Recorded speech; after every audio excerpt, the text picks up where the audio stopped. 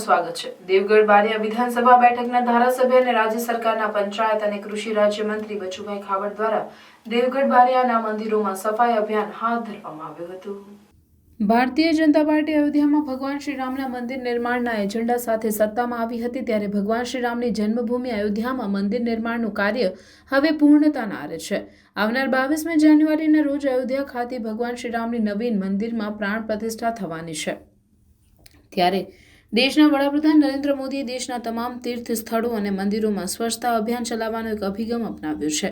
ત્યારે જેને લઈ દેવગઢ બારિયા નગરમાં આવેલા રામજી મંદિર ખાતેથી રાજ્ય કક્ષાના મંત્રી બચુભાઈ ખાબડે સ્વચ્છતા અભિયાન હાથ ધર્યું હતું, જેમાં નગરના રણછોડજી મંદિર, સ્વામિનારાયણ મંદિર, પાતાળેશ્વર મહાદેવ મંદિર સહિત નગરના તમામ મંદિરોમાં સફાઈ અભિયાન હાથ ધરી હતી।